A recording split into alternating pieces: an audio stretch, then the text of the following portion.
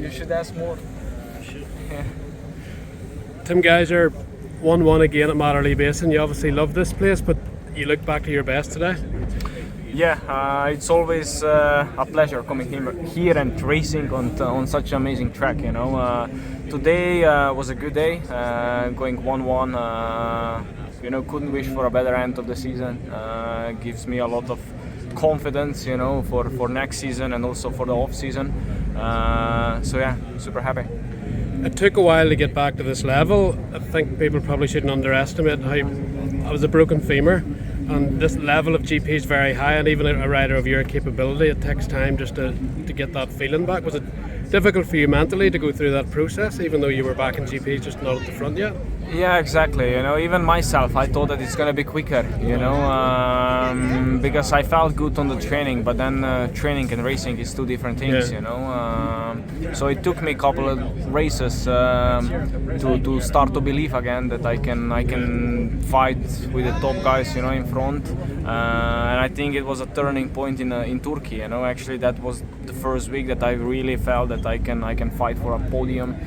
For a wins, and since then, Majora was good. The speed was there. A bit of bad luck with the crash in the first moto. Second one was super nice battling with Roman, and again here, all the weekend I felt really good. So good end of the season, and like I said, already really looking forward to 2024. Whenever you crashed in Italy and broke the leg, how difficult was it mentally to do that? Because you'd done all the hard work to get to that level, and then suddenly the season's over in terms of world title. Actually I was in a really good shape, and knowing that we should start the season just 2 weeks after that race, but then it ended up like in 1 second, with a broken femur. That's sport, that's kind of like a black side of our sport, but that's how it is, and I try to recover as soon as possible, but as we know, femur is is the biggest bone in our body, and it takes time that you get back, on your feet, and then that you can start training.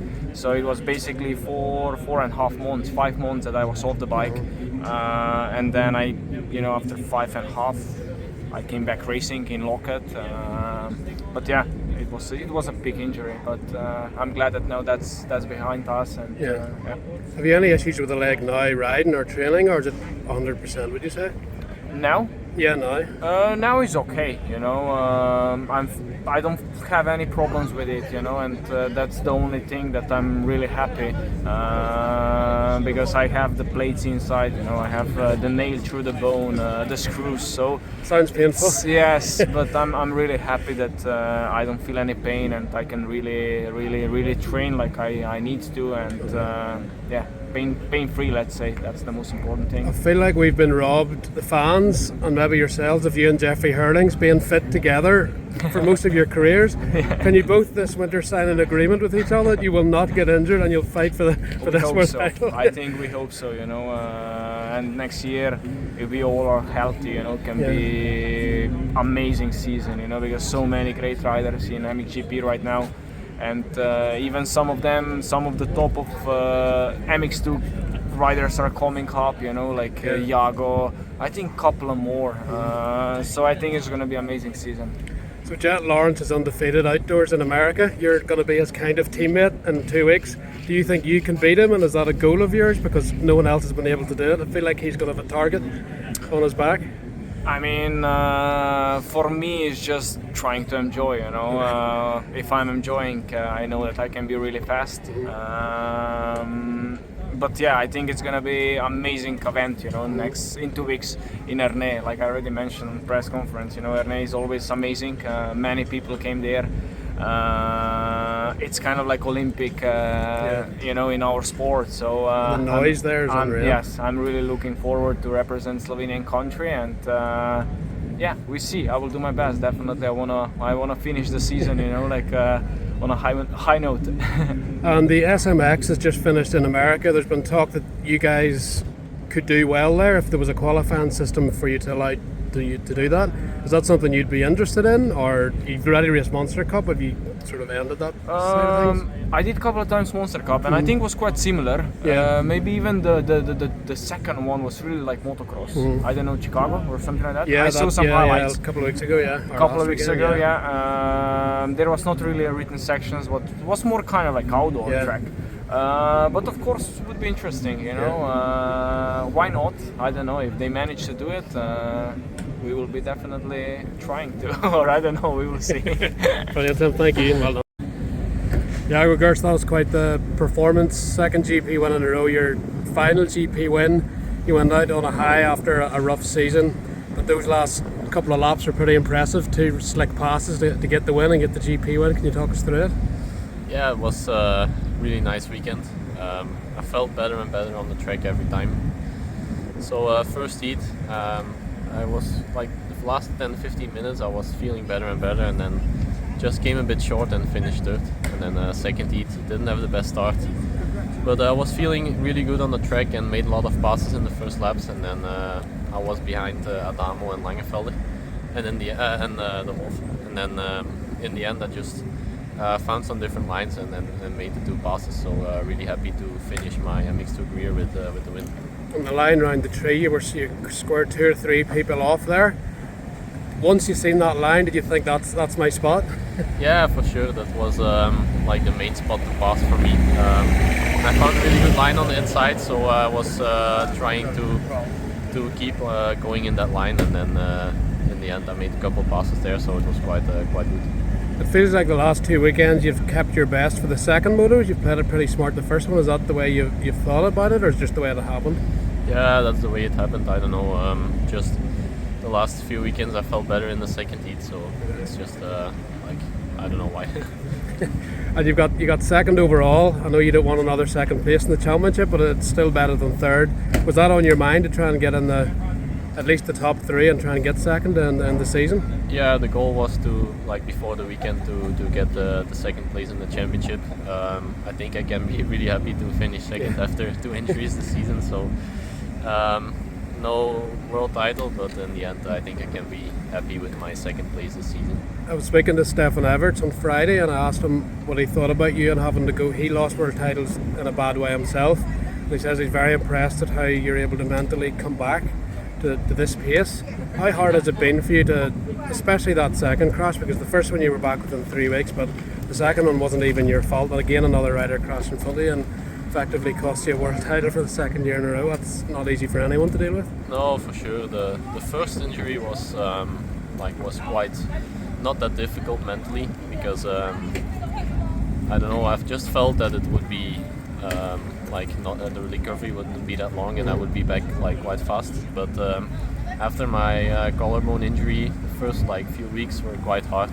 I didn't feel good. I was struggling, but after that I just changed my mindset and tried to come back for Arnhem.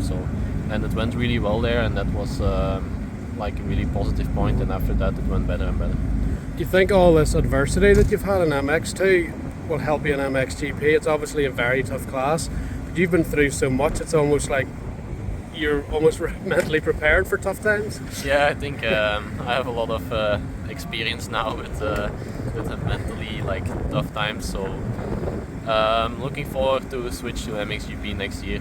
I think also the bike will suit my riding style a bit better. So we will see how it goes, but I'm looking positive to next year. It's a different 450 Yamaha than what you rode last year at Red Bull that you impressed on. How have you rode it much yet, and how has the adjustment been to that bike? Do you feel you'll be competitive in early on it? I did 2 days last week on the 450, and I think it's a really good bike for sure, an improvement on the bike from last year. So I think it should be okay for RNA. We don't have that much time, only 2 weeks, but I think it's enough to be competitive and try to get a good result with Team Belgium. No one was able to beat Jet Lawrence in America. It looks like everyone, including Ken Roxon, is really motivated to be the first guy to beat him outdoors, and Ernie's the last chance for anyone to do that. Is that on your mind, or are you just looking to do your thing? But Jet's in front of you, I'm sure you're going to think that would be a good pass to make. Yeah, I don't know. It's I think there will be a lot of fast riders, so I just don't look to anyone in particular. Just want to do my thing and then get the best results I can.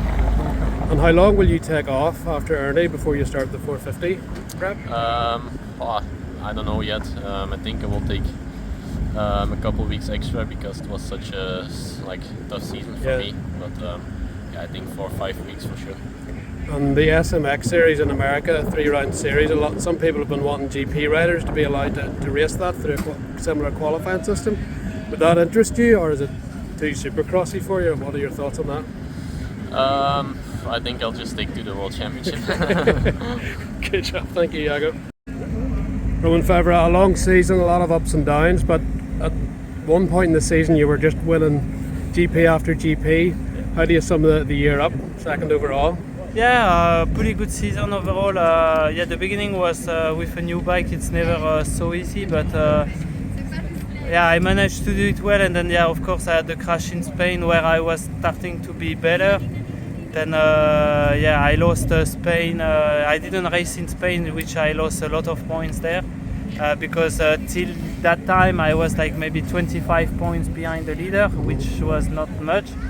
And then it steps directly to 70 or 80 points, so that was hard, but I bounced back. The next GP I was on the podium fighting for a victory, and then from there it went really good.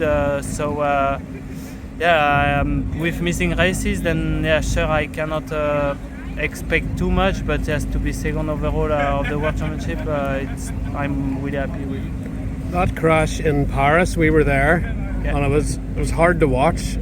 Yeah. Did you expect that you'd be able to come back to this level? I know it was a tough injury to come back from with the break and things, but now you're back to what you were before, really? Yeah, sure. Injuries are always tough, but it takes some time for sure. But I didn't think that it will be difficult. Just I will need some time, and then if I have no pain and everything, then I still could perform really good. I never thought something like this before, that I could not reach my speed anymore. So just like I said, just need some time to heal, and then that was enough. Can you talk about the level in MXGP? Every lap's a battle, and there's guys obviously injured today, like Renault didn't race, Hurlings is out. Next year you're going to have Jago back in. Does that keep I think you're 32 now or something like that? Does that keep you competitive over the winter because it's so competitive? Yeah, sure. But it's just mainly which I like. I got some more I'm getting more old, but more experience. Yeah. So I know how to manage the races, and sometimes it's difficult, sometimes it's better. But I like to have overall pace and overall feeling like on the racing. Then I manage much better as before this, which maybe some younger rider cannot manage as well as me. So it's getting older, but at the same time you get more experience. So I think it's like average. If you get the speed and you are healthy all the season, then for sure I can still battle for the championship. Can you talk about your hard pack ability? I've never seen anyone find traction on the slickest turns in my life. You torque yourself out of there that like no one else can. What's the secret to that? Secret, not much. Just to practice on a hard, slicky surface. It's for sure at our level. It's just harder every time to get better somewhere because everyone is pushing. So maybe I'm a little bit better when it's really slicky, but still many riders are good and can manage to do it well. So it's just you just have to practice a lot. So 2 weeks time, biggest race of the year. Ernie's going to be unbelievable especially for Team France. You were good there 10 years ago. You went 1-1. Jet Lawrence is undefeated in America. Can you be the guy to beat him and win it for France? Yeah, we'll see. Definitely it will be a really good event in France. I'm really looking forward to ride there on the front of the French crowd. It will be really busy. So we'll see. We'll see where the others are. a little bit, and then hopefully to have some good battle. Can you explain what it feels like to ride, and especially Ernie? I think it's maybe the noisiest motocross of nations there is, and you led there and won there. What is that feeling like inside when you're riding the track, leading the motocross of nations race? Yeah, it's good.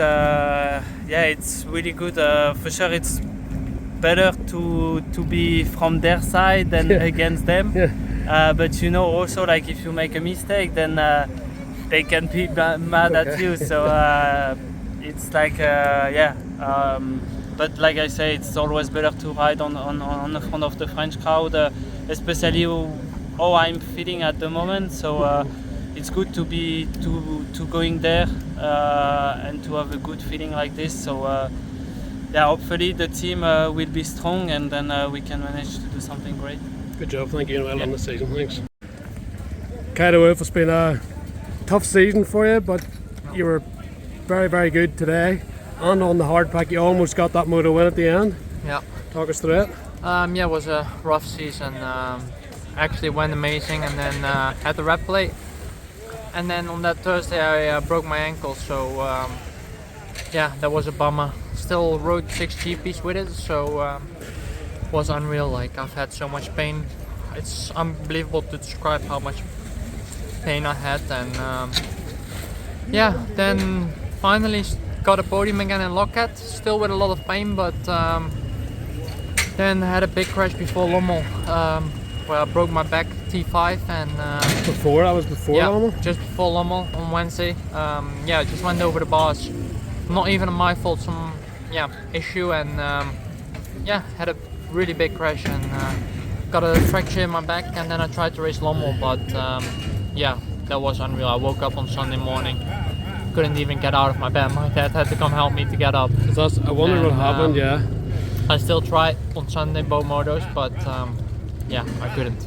And you were fast on the Saturday still, despite that. I can't believe that. And I just had to pull off because my hand came off the bars onto the start straight. Actually, like almost had a high sider, and then my mind just blocked when I went onto the start and lost my hand. So was really tough this season. Then took my time to come back, and then came back last weekend. Had a not so good qualifying actually. On Sunday it went better and better, and then this weekend was almost all weekend really good. So really enjoyed riding here, and good to finish off the season like this. So really looking forward for the nations now. At one point I thought you had the moto win there, but Iago got you, and then you were right on him again on the last lap. I think you would have got a podium if you'd got the moto win too, so you were giving it everything there.